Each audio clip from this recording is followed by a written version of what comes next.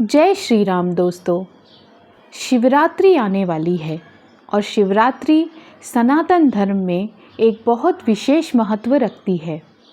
हम सब जितने भी भक्त हैं जो भोलेनाथ को पूजते हैं उस दिन मानो एक त्यौहार मनाते हैं।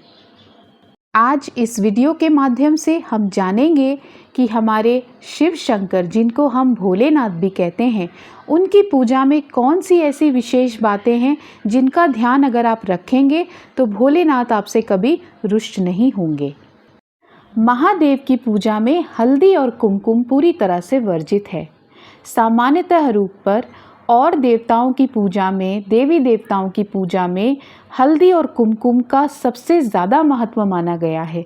लेकिन हमारे शिव शंभू की पूजा में शिवलिंग पे जब हम पूजा करते हैं, जल चढ़ाते हैं, तो हमें इस बात का ध्यान रखना है कि हम हल्दी और कुमकुम भूल से भी ना चढ़ाएं। ये पूरी तरह से वर्जित है और हल्दी और कुमकुम का प्रयोग शिव जी की पूजा में, शिवलिंग की पूजा करते समय बिल्कुल भी ना करें।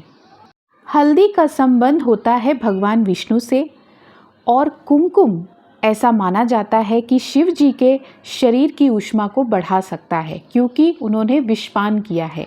इसलिए हम लोग कभी भी भूलकर हल्दी और कुमकुम शिवलिंग की पूजा में अर्पित नहीं करते। दूसरा नियम है अखंडित चावल से। जी हाँ, जो अक्षत आप शिवलिंग पर समर्पित करते हैं, भगवान भोलेनाथ को अर्पित करते हैं, वो चावल, वो अक्षत कभी भी टूटा हुआ, खंडित नहीं होना चाहिए।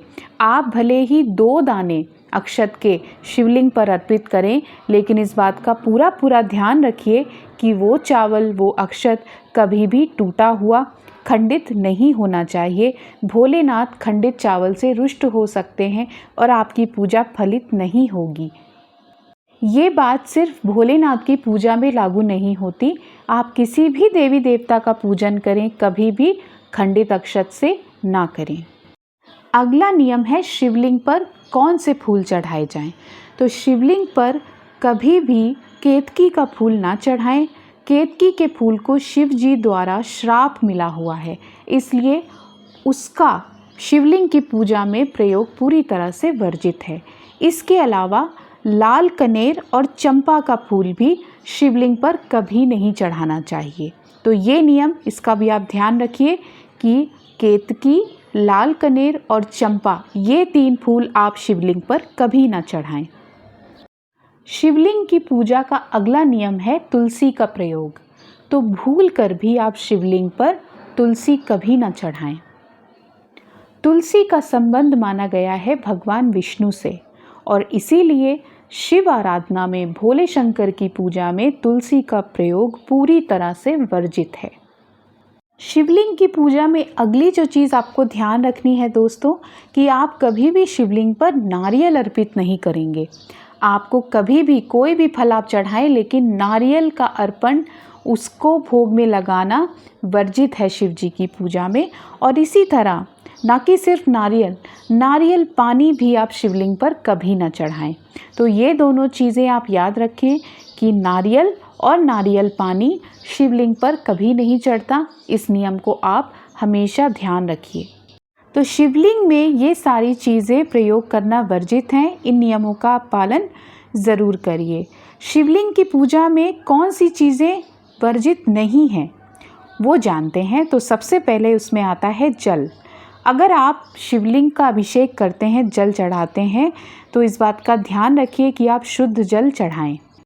जल हमेशा तांबे के लोटे से चढ़ाएं और जब भी आप शिवलिंग का अभिषेक करते हैं, अगर आप मंदिर में जाते हैं, तो उस जल को पूरी तरह से खाली ना होने दें। थोड़ा सा जल अपने साथ अपने घर ले आएं। वैसे तो भोलेनाथ 1 लोटा जल से ही प्रसन्न हो जाते हैं, लेकिन शिवरात्रि जैसे महापर्व पर अगर आपको शुद्ध गंगा जल उपलब्ध हो जाता है तो इससे अच्छी कोई बात नहीं है। तो अगर आपको कहीं से भी शुद्ध जल मिलता है, गंगा जल अगर आपको मिल जाता है, उससे शिवलिंग पर अभिषेक कीजिए, आपको बहुत कृपा प्राप्त होगी। शिवलिंग की पूजा में गंगा जल या शुद्ध जल के बाद सबसे उत्तम माना गया है दूध को। तो दूध अगर आप चढ़ाते हैं या दूध से बना दही या घी, घृत जिसे हम कहते हैं, आप शिवलिंग पर अर्पित करते हैं, तो ये बहुत अच्छा माना जाता है। इसका फल आपको ज़रूर मिलता है। किसी विशेष प्रयोग को करने के लिए शिवलिंग पर सरसों का तेल भी चढ़ाया जाता है। शिवलिंग पर हल्दी कुमकुम चढ़ाना वर्जित माना गया है, इसीलिए शिवलिंग पर चंदन का प्रयोग किया जाता है, चंदन चढ़ाया जाता है। तो यदि आप शिवलिंग की पूजा करते हैं तो आप लाल चंदन या अष्टगंध का पाउडर ले सकते हैं, उसमें थोड़ा सा शुद्ध जल मिलाकर उसका लेप बना लीजिए और वो आप शिवलिंग पर चढ़ा सकते हैं।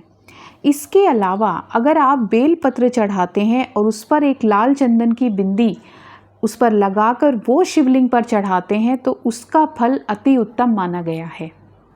भोलेनाथ की पूजा में तुलसी का प्रयोग नहीं किया जाता। भोलेनाथ को बेलपत्र सबसे प्रिय है, इसीलिए शिवलिंग पर हमेशा बेलपत्र चढ़ाया जाता है। बेलपत्र चढ़ाने में भी आप हमेशा ये देखें कि बेलपत्र कहीं से कटा हुआ, कहीं से खराब, कहीं से उसमें कोई कीड़ा न लगा हो, वो किसी भी तरीके से खंडित ना हो। यूँ तो शिवलिंग पर बेलपत्र चढ़ाने से महादेव प्रसन्न हो ही जाते हैं, किंतु अगर आपको ऐसी बेलपत्र मिले जिसमें 5 पत्तियां हों, वो बेलपत्र चढ़ाने से आपको बहुत शुभ फल प्राप्त होता है। यदि हम शिवलिंग पर फल चढ़ाने की बात करें तो फलों में धतूरा महादेव को अति प्रिय है। इसके साथ साथ बेर, जो छोटे छोटे बेर आते हैं लाल रंग के, हरे रंग के, वो बेर अगर आप शिवलिंग पर अर्पित करते हैं तो ये भी अति उत्तम माना गया है। शिवलिंग की पूजा में आप नारियल को छोड़कर कोई भी फल अर्पित कर सकते हैं, लेकिन धतूरा, बेल और बेर ये महादेव को अति प्रिय हैं, तो चाहें तो आप इनका भोग ही लगाएं।